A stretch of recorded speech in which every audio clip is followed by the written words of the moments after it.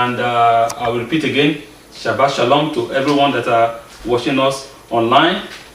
This Shabbat, we are still continuing in the Shabbat of consolation, as we know. And today's Shabbat is known as Shabbat. Today Parasha is known as Parasha Shoftim. Today Parasha is known as Parasha Shoftim, and I subtitled it, Righteous Judgment is Justice. Righteous Judgment is Justice. So that is what I subtitled it. A parasha which is always read in the month of Elul preceding the days of judgment begins.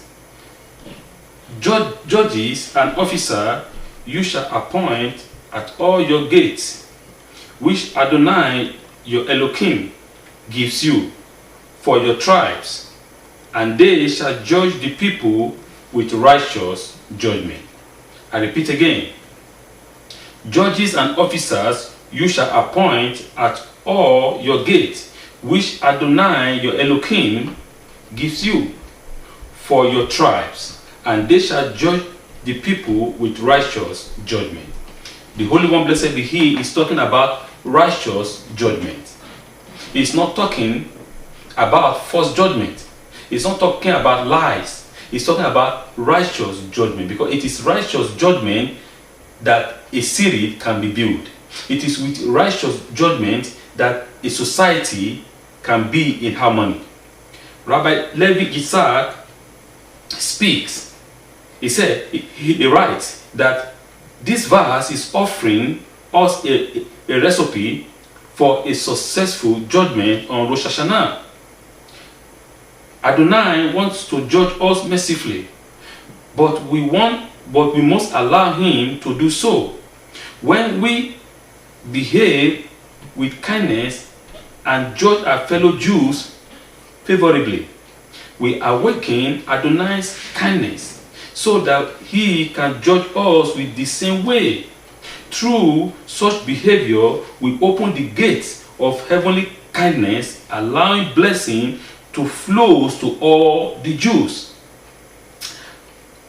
Rabbi Yitzhak continues. He said, he continued in his lesson, saying that you will appoint the judge and officer who determine your fate on Rosh Hashanah by choosing your gate. That is, choosing which gate you will open. How?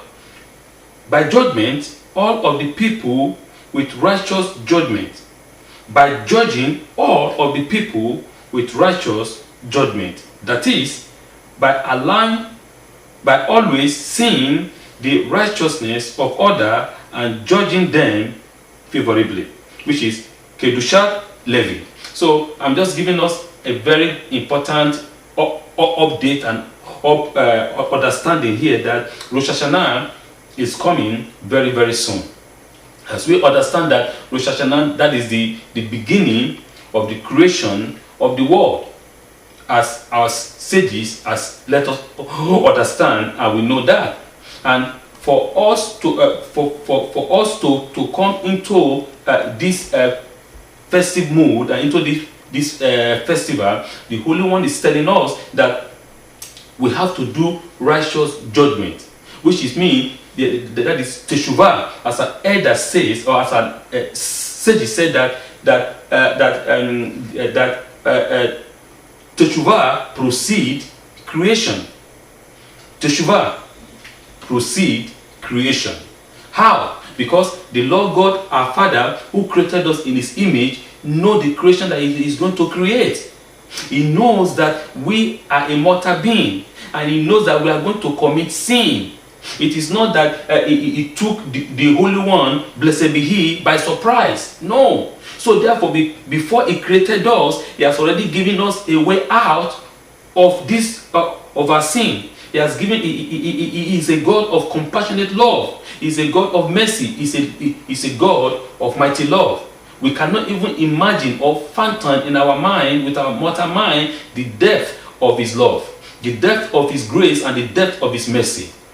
Before He created us, He has given us a way out. So therefore, Teshuvah precedes creation. He knows that we are going to fall. He knows that we are going to commit crime. He knows that we are going to do the opposite of what He's going to teach us. So therefore, before that time, He has given us a way out, and that is why He said Teshuvah precedes creation, so that we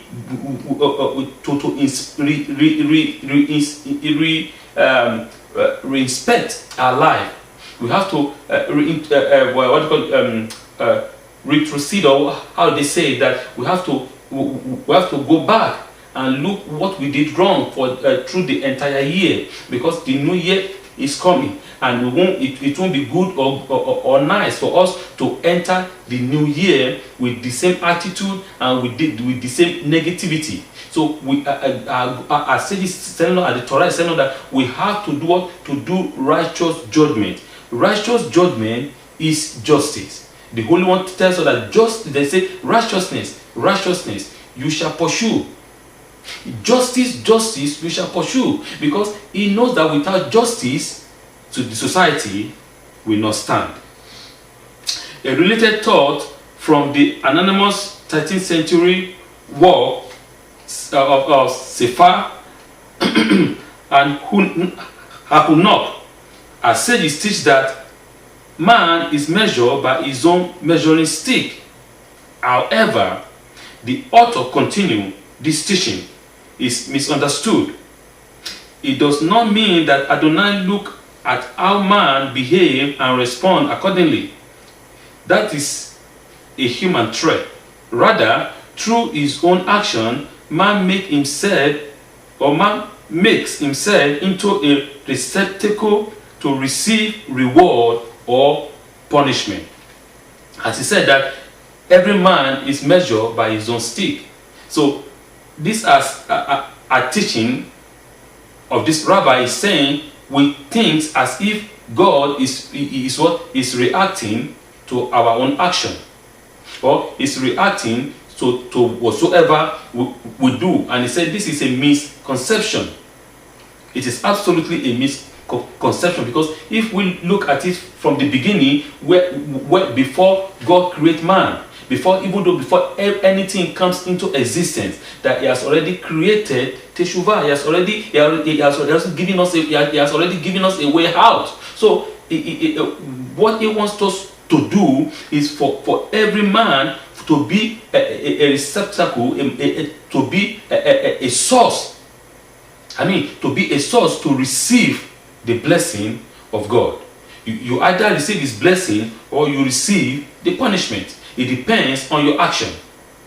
So if you want to receive the blessing of the Most High, then you follow the Torah. You do the commandment, the mitzvot, and the ordinances, and all the statutes of which the Lord our God has commanded us. But if you want to receive the opposite, if you want to receive his punishment, then you do the opposite. You disobey your parents, you don't listen to them, you do bad things and negative things, then you will see the punishment. But what God is saying unto us and each and every one of us is for us to be able to understand and do that which is right. The word shoftim means judge or judges, and it is the first word of the parasha.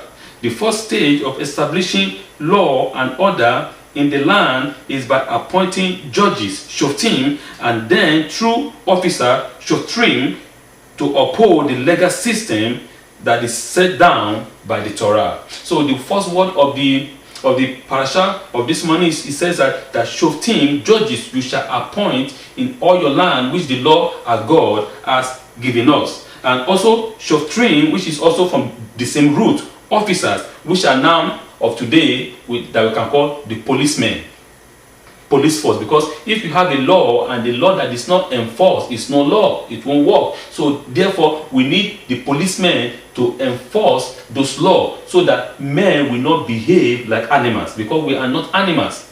We are a higher being. We are a higher understanding. So for us not to behave like an animal, so therefore that is the main reason why the laws have been set down there. So we did say thou shall not kill. It is even in your mind, in our DNA, we know that it is wrong to kill our fellow men. But still here we see men doing it because they start giving one excuses or another. You shall set up judges and law enforcement officers for yourself in all your cities. Devarim chapter 16 verse 18. Another name for a judge is Elohim, one of the few names of God that can have a holy and profound meaning. Man was made be B'Tselem Elohim, and we use the Kaf, which is K in English, instead of the actual He, which is H in English, because we are referring to God. So the name is holy. As this Stefano points out, however, on the actual verse, Bereshit chapter 1 verse 26, the goal of life is to drop the Tselem part and actually become an Elohim. Obviously, this does not mean to become an actual God, which is why we can pronounce it with the He. It refers to a particular potential man has to act like Elohim by being an Elohim. What I'm trying to let us understand here, that the word, another name, another word for the word judge, or for the word Shoftim, we can also use the word Elohim, and which is the holy name of God. Which is the holy name of God. And what is God telling us here? Even though Yeshua HaMashiach tells us that we are small gods, that we are little gods, that means that we are created in the image of the Almighty. We are created in the image of God, in the image of Elohim, our creator. We are created. So therefore, man has a potential to become like God. Not to be God himself, no, but to become like God, in having divine understanding and wisdom, in having to do justice and to do right. Because in this case, when you use the word Elohim, we are referring to saying that God is the judge. And we understand that God is the judge, is the God of the day of judgment. When the day of judgment will come, God will sit on the throne and it will judge every race, every human being, every soul that has ever existed since the day of Adam. So therefore, man has the potential to be like his father. Every father wants their son to grow up and to be like them. The same thing here, that it is nothing complicated. God, our creator, wants us to be like him. He said, you shall be perfect as I am perfect. He wants us to do justice. And how can we be perfect? We can be perfect only by following him and doing exactly what he has commanded us. But by us doing righteousness and by us doing justice. The key to understand this is in the understanding that the name Elohim means. It is a name in Stefano explained that refers to God as judge, as I just explained. A discerning intellectual being that weighed and evaluate facts in order to come to a true decision. When God does this, he is functioning in the capacity of Elohim. When a person does this, they are an Elohim. So that is what I am trying to let us understand, that when we intellectually discern and make judgment, not just listening to one part and refusing to listen to the other part, because we have already made up our mind who is going to win.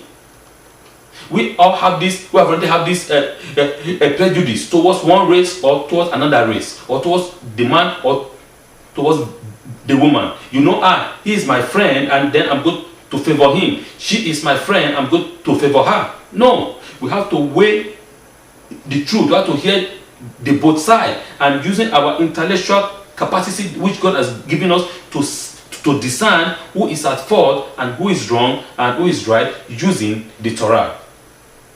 So when God is acting in this capacity, we call him Elohim, which is the judge. But when we men are acting in that capacity, we are known as Elohim.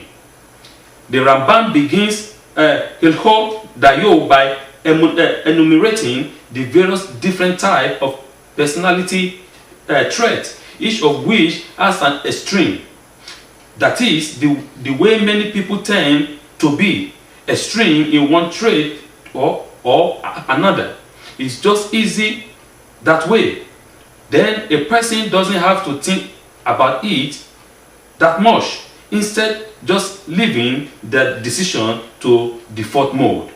The Ramban does not like that approach to life, because God doesn't, and because God will not allow. God doesn't like that. Instead, he advocates a different approach altogether, and it has a tremendous profound origin. In fact, it goes back to the very beginning of history, to what we call Tikkun Masai Bereshit, the rectification of creation. Kabbalah refers to it as Maskala, which is Aramaic for Mishkal, which is a scale in general.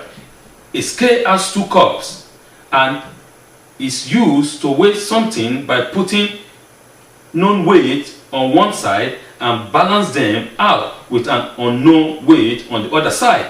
When both cups are at equal height, then their weight are the same. What am I trying to tell us here in this explanation, which Ramban is saying? He said that man as a being has this ability to want to walk in the default mode. And what is the default mode here? We have human being has different personality traits, and in which we act we always like to act in self-defense. We tend to go from one extreme to the other because we don't have that middle ground. So, I don't like these people, I'm going to wipe them out. I don't like another person, I'm going to destroy him. So where is the middle ground here? Men tends to want to walk in a default mode, and Ramban is saying that approach is not right. We have to weigh things up and balance things up all together. That's what Ramban is saying, and that is the mode in which our Creator, our Father, works. Every soul is weighed in a balance. We have two kinds of balance. We have the one with we have one scale which we put a known weight, and the other one that is unknown until when both of them are equal. Then we know that okay, this weight is equal to this weight. So that is what Ramban is saying, that our God weigh every action. Our action, our thought is very, very important. Our God weigh our intent. The intent to commit a particular action or to do a particular thing. That it is not the action itself that is the most important, but the intent of your soul. Do you intend to do evil from the beginning, or do you intend to do justice from the beginning? So that is what Ramban is trying to give us this understanding to know. And I want us to look at it from another point of view too, from the point of view of the Talmud, which I'm going to give us a little bit understanding about. When the Talmud says that the person only sin as an act of insanity, it means that they wouldn't do the wrong thing, that is sin, if they properly weigh the issue.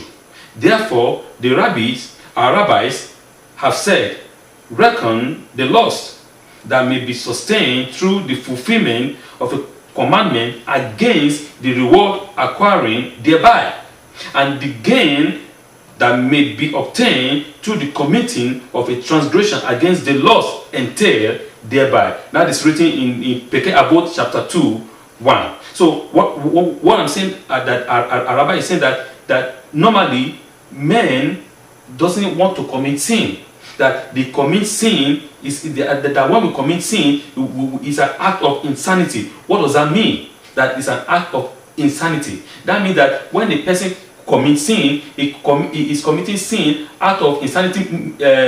Means in this case that it's a kind of madness, stupidity. Because if he is not stupid, he will have weighed this matter perfectly well. He will have seen that the gain now, the present gain, might be destructive in the long run. Or okay, I might suffer now, but in the long run, I'm going to enjoy. Okay, me, instead of me taking this thing or stealing this thing now, just and for me to have a temporary pleasure at the moment, what of if I didn't steal it and I may have a little pain, but in the long run, I have a peace of mind. I enjoy myself. I know that I obey the Torah and I didn't steal, because the Torah says, "Thou shalt not steal." Sin is a kind of an act of insanity by man, and he's telling us that how the Yetzer Hara works, how this evil act works. Yetzer Hara, how does it work? He's a con man. He convinced the person that they are getting a better deal than they really are. By the time the person realizes they've been conned. Like every con man, the Yetzer Hara is long gone, so to speak. It is the person himself who has to live with the consequence of their incomplete decision. So this is how Yetzer Hara works. How does it work? Yetzer Hara is a con man. It's like a man who is who deceive. As the Torah speaks from the beginning, that he's a deceiver. He makes 50% true with the 50% lie, mix them together and give it to you. Thereby, it makes it difficult for you to now discern what is right from what is wrong. Because if he comes about a 100% lie, he knows that you are not stupid.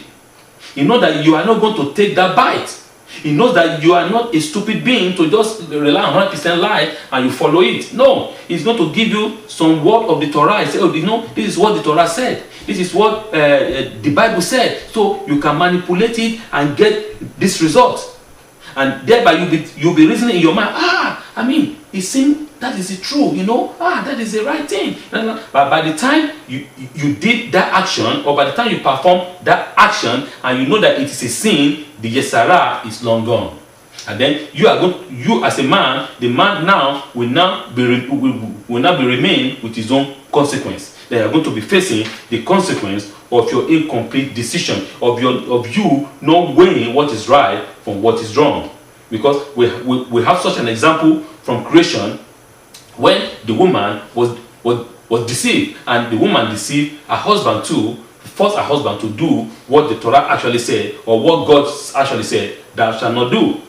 Unfortunately too, many people do not take decision making seriously enough, except perhaps when it comes to money. Money is a such central part of life, with consequences that are both tangible and immediate, that people realize they have to be careful when facing a risk. They then make a point of gathering sufficient information, getting professional advice, and deliberating before making their financial move. But other than that, people tend to sell themselves short when it comes to many of their life-impacting decisions. They either don't take them seriously enough, or feel that they can always fix things up later if they have to do so. It's only later, once they have to face the reality of consequences, that they realize the folly of such an approach. I'm trying to give us this understanding that unfortunately, most of us, we don't take our life decision very seriously.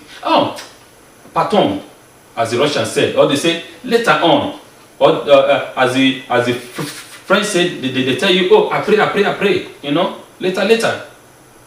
But it is now that you have to sit down and calculate your move and weigh your decision to see what is right and what is wrong, to weigh them to see, I mean, is it leaning on this side, or is it leaning on this side, or is it balanced? And God is telling us to always be balanced. We only take our decisions so seriously when it comes to money, because we know it is very, very important in the part of the world that we live. Because in North America, everything is about money, money, money, money, money. You know that if you make a mess, tomorrow you can be wealthy now. Today, so to say, you can be okay and fine, and tomorrow everything can be gone in a second if you do not make a proper financial decision. And for us that live here, we go to the extreme to get a proper, or to be learned, or to understand what finance means. But most of us will go and hire specialists to help us. We will go to different places in order for us to be able to make a proper financial decision. Why don't we do the same thing in our spiritual and in other part of our lives? In other part of our lives, oh no. Our spiritual life, in our mental life, in our social life, we don't care, you know. Only in our financial lives. And God is saying that I'm trying to let us see this point here, that we shouldn't take one as so serious to the extreme, and the other we don't care about. They are all important, especially our spiritual life, because when we consume everything in our physical flesh, all this flesh is from the earth and is going back to where it comes from.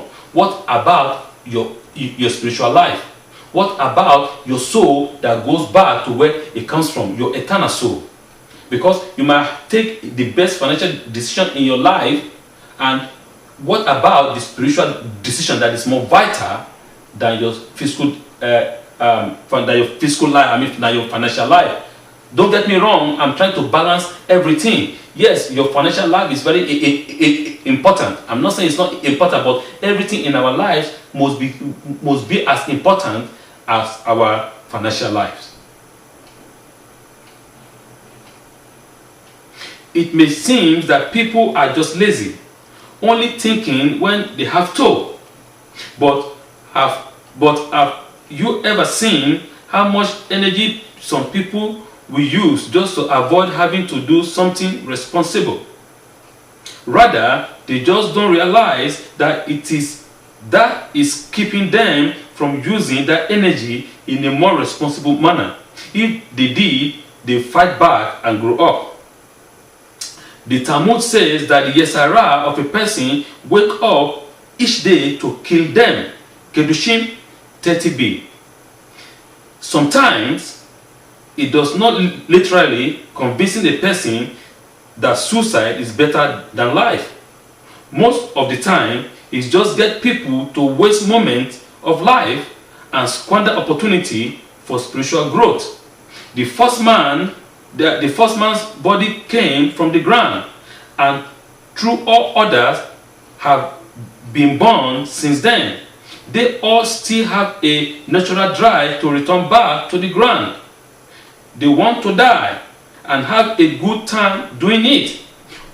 Any desire a person has to live is from their soul, which wants to return back to heaven and ultimate life.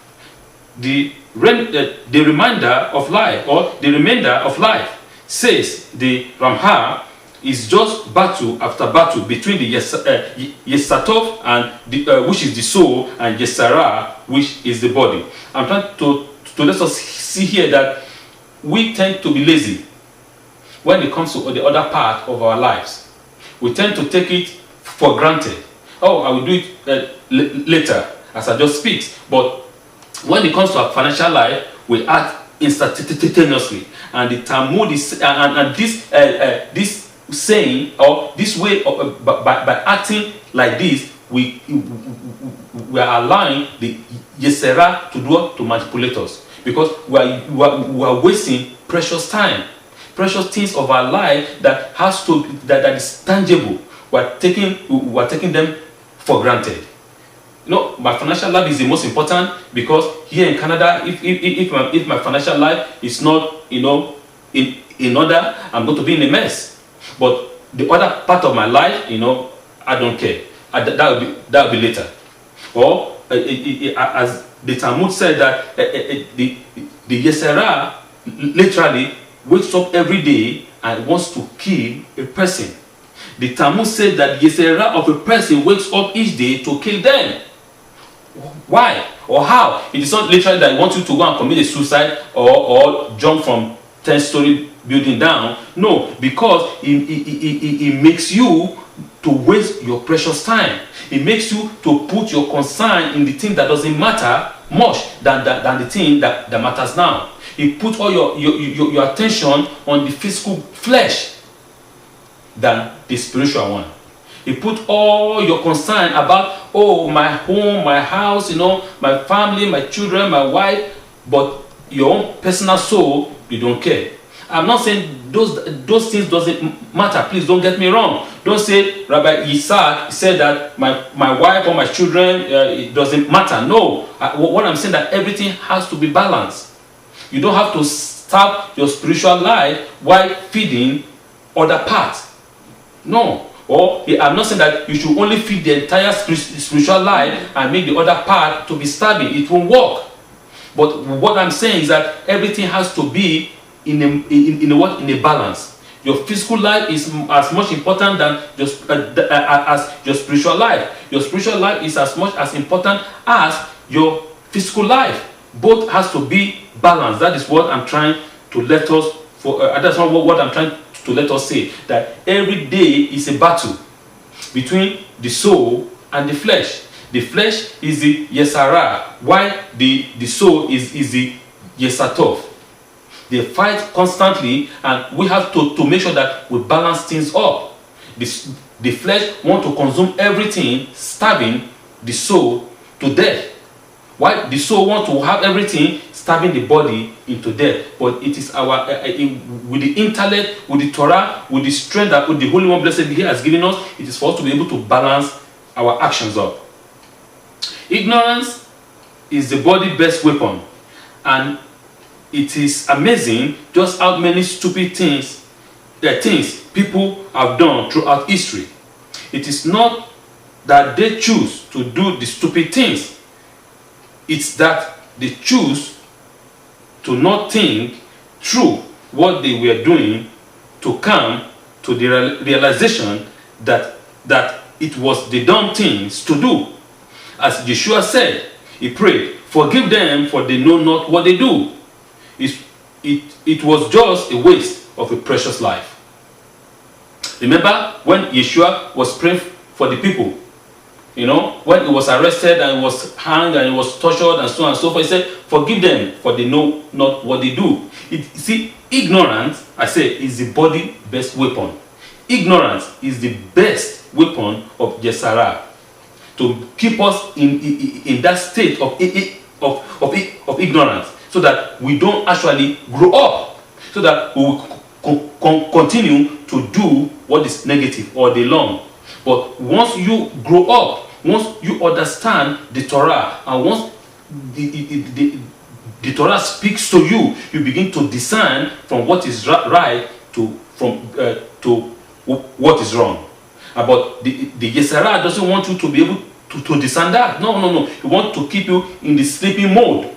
You continue to sleep, or everybody lay down and they put their head in one direction. And that is dangerous, as we can see in the world that we live today. That Hollywood has made everybody to be asleep. It's a kind of a trick that they put, where you put all your attention. Some of us, some people, they watch movies 10 hours in a day. Some on their tablet, on the internet, 10 hours in a day. But 1 minute they cannot pray. One day they cannot fast. They cannot discipline the body to elevate the soul. But they only feed the flesh, the eyes, the mind, and their ears, and that is it. So when the time comes, what are you going to do? When the time of judgment comes, what are you going to say? When one thing or the other that doesn't work well the way you feel it, are you going to say? And that is when we run back unto God. And then instantly we remember God. Oh God, come and help me. But when everything is fine, when everything is was hunky-dory, we don't remember God. God is at the back. We don't even remember Him. So what I'm trying to let us understand here is that we shouldn't be ignorant. We should come to the level of understanding that the Torah is opening our eyes, that this is wrong and this is right, that we shouldn't be in a sleeping mode, that we should wake up from our slumber and begin to act to do what is just. The mind is the sole best weapon. The truth is out there. It just has to be found by cutting through the jungles of ideas and confusion like a machete in a dense forest. Do that and you will find the most meaningful approach to life in any given situation. The Shikor Hadas will get a discerning mind to the bottom of just about any matter, and we provide a more accurate course to navigate through life. The mind is the best weapon of the soul. When we are serious, even though the Torah also speaks about that, saying that nothing is impossible for the soul if he put his mind into it. And we saw that in the book of Bereshit, when men begin to build the Tower of Babel. If Elohim, our God, even bear witness to that. He said when their mind is together collectively, there is nothing that is hard for them. They can achieve whatsoever they want to achieve. When we concentrate, when we put our mind into a particular thing that we want to do, I know nothing can hold us back if we are actually serious to do it. If we don't want to do it, that is when we begin to look for excuses. Oh, it's because of my wife, it's because of my husband, it's because of my children, or it's because of my work, it's because of my father, it's because of my mother. There is millions, billions, and 10,000 of excuses that we can find. But once we are determined to do it, and we concentrate, we put our mind into it, there is nothing that can stop us. So therefore, if we put our mind into justice, if we put our mind into what is right, into what is just, man can achieve it. We can make the world that we live in a world of justice, a world of righteousness, a world of holiness. He said that justice, we shall pursue righteousness.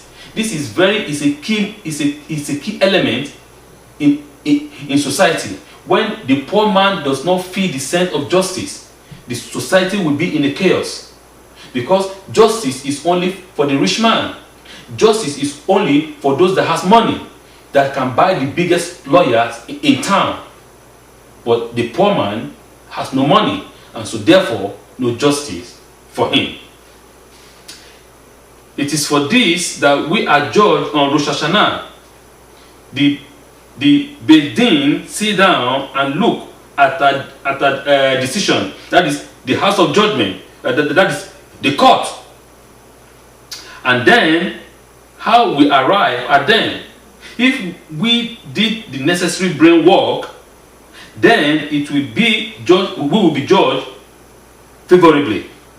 Often, even if we make a mistake, if we didn't, then we will be judged less favorably. Even if it happens to turn out okay for us. We were made in B'Tselem Elohim, in the image of God, and our judgment depends on how much we live up to that merit. We are made in the image of God. In the day of judgment, in the times of judgment, because every one of us will be judged on Rosh Hashanah for our past work for the past year. So therefore, he said, the Holy One will judge us concerning our what? Our intention. That's what I'm trying to say. Even though if the end result turn not as good as we want, but our intention is good. Our intention is to do what is just and what is right. The Holy One, blessed be He, will judge us favorably. And if our intention is negative, and even though if the result become good at the end, God will judge us very bad, because our intention from the beginning is negative. So all things depends on our intention, or what we think before we make a step. So therefore, as we are created in the image of the Almighty, so therefore it is a great gift that we are created in His image. So therefore, we have to live to this. We have to live up to this merit that we are created in the image of God. When the person does not work on becoming an Elohim, then their behavior becomes instinctual. Once that happens, then they act not much different than the animal's world. No matter how more sophisticated they seems to be. God didn't make man so he could be divine zookeeper. He made man so that he could reflect the reality of God in the world. How well a person does this is a function of how much they are willing to use their brain. God doesn't want us to act on instinct. There are other creations that act on instinct. Those are the animal world. In the animal world act on instinct that is being that has been programmed in them before they were born. Before they come to life, in their DNA it has been programmed for them to act on instinct. But man shouldn't act on instinct. We shouldn't act on instinct, because we are not made in the image of an animal. We are made in the image of the Almighty. So therefore we have to use our mind. We have to use our brain. We have to wake up from our slumber and do what is right. We are not a zookeeper here. No. God didn't make us and bring us into this one. So become a zookeeper in this world. No, but we have to do what? To work out. We have to work our brains out. We have to use our brain in every matter, in every situation that we find ourselves. I know sometimes it might be tough, but when it is tough, that is when the tougher ones stand and move forward. That is when we can, let's sit down and relax and think. Because if you want to be acting on instinct, you continue to make mistakes day in and day out.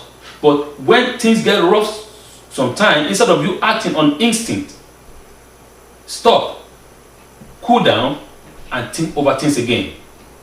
Try to bring things back and try to analyze things one by one. As my wife always said, "Oh, Rabbi, you overanalyze things every time. You waste time." It is not that I waste time, or neither is it because I overanalyze things. Because it is a very key, important thing as a man, for you to analyze every step of your life. You are not I'm not saying analyze the thing, but you have to analyze your day-to-day activities. When you come back, what did I do right? What did I do wrong today? Did I act well with my wife? Did I act well with my children?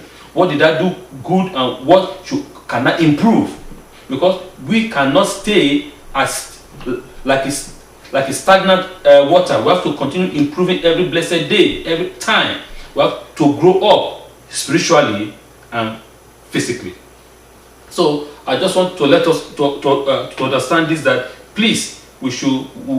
It is very important for us to be able to grow up and do the work of God. That justice we shall pursue. And I want us I just want to quickly say that Elu is a time of Teshuvah. The month of Elu is the month of Teshuvah, the month that we return back to our Creator. It's a time that we'll return back to our God. It's a time that we have to sit down and take account of our past action. As the month of Elul is a tough month. It's a month of inspect of your own self, of your own being. What have I done wrong? What have I done right? And what should I improve? What should I stop? And what should I continue to do? Because we are not made we are not an animal, but we are made in the image of God, our King. Parasha Shoftim. Justice you shall pursue. Righteous judgment is justice. And may the Lord God Almighty bless you, and may He keep you, and may He give us understanding to be able to perform His work by His Spirit and by His power. Shabbat Shalom.